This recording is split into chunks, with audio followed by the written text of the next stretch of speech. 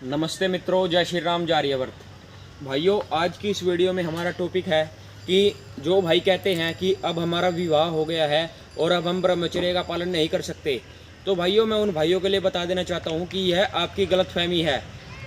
आपका विवाह हुआ है, ना कि आपको एक तरह का लाइसेंस मिला है कि आप जितनी मर्जी चाहे उतनी तेज बाइक दौड़ाएंगे और जितनी कम स्पीड करना चाहे उतनी कम करेंगे।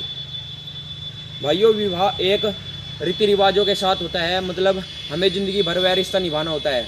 ये नहीं कि आप प्रतिदिन अपने ब्रह्मचर्य का नाश करते रहेंगे और प्रतिदिन संभोग आदि करेंगे। भाइयों, इसके लिए एक ऋतुगामी होता है। जैसे आपने देखा होगा कि पशु होते हैं, बैल या सांड आदि होते हैं, या किसी भी प्रकार का जानवर होता है, पशु पक्षी होते हैं, वह भी ऋतुगामी होते हैं और ऋतु काल में ही अपने संभोग आदि करते हैं। एक बार वो भी, ये नहीं कि एक बार ऋतु आई तो वह दिन प्रतिदिन मतलब लगे ही पड़े हैं संभोग करने के लिए। भाइयों, जब भी पशु पक्षी और सभी जानवर इतने स्वस्थ रहते हैं, वो तो भाइयों आजकल के जानवर जो आपने देखा होगा डेयरी फार्मों में भैंस आदि होती हैं या फिर गाय आदि, वह बीमार हो जाती है। वह इसलिए होती है भाइयों क्योंकि उनको गलत प्रकार के फूड प्रोडक्ट खिलाए जाते हैं ताकि उनका दूध आदि बढ़ाया जा सके, और उनको मतलब उनके पेट में बच्चा लाने के लिए उनको टीके आदि भी लगवाए जाते हैं। उनको प्रकृति रूप से मतलब प्रेग्नेंट नहीं किया जाता। भाइयों, यदि आप आजकल इंसान क्या कर रहा है, मतलब जो ये इंसान नाम का जानवर है, इसको यह ऋतु रातु कुछ नहीं देखता। यह जब देखता है, जब इसको समय लगता है तभी संभोग करने लग जाता है। तभी आजकल के हमारे युवा शादी के बाद आपने देखा होगा कि शादी से पहले उनके चेहरे पर इतना तेज था, शरीर भी इतना बलवान था, मतलब इतनी ताकत थी शरीर में, लेकिन विवाह के बाद ऐसा क्या हुआ कि उसका शरीर बिल्कुल दुबला पतला हो गया और उसके चेहरे की चमक भी बिल्कुल चली गई। भाइयों, वह जो थोड़ी बहुत चमक रह भी जाती है, वह तो वह ब्यूटी पार्लर आदि में जाकर अपने चेहरे की चमक मसाज आदि करवाते हैं, इसलिए उनके चेहरे पर चमक होती है। लेकिन पर्दे के पीछे का सच क्या है? पर्दे के पीछे का सच तो यही है भाइयों, उनका शरीर पूरी तरीके से निरोग हो जाता है, मतलब सॉरी दोस्तों, उनका शरीर पूरी तरीके से रोगी हो जाता है और उनके पेट में गैस आदि बनने लग जाती है विवाह के बाद, क्योंकि जब वह संभोग आदि करते हैं तो उनकी पाचन क्रिया जो होती है वह पूरी तरीके से ठप पड़ जाती है।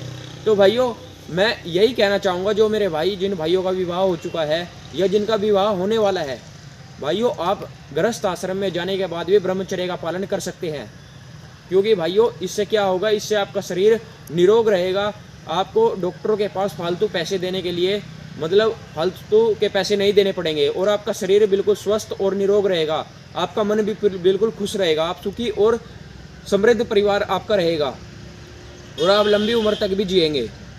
तो आप भाइयों ऋतुगामी मतलब साल में एक बार ही संभोग करें, जिससे आपका मतलब शरीर स्वस्थ और निरोग रहे।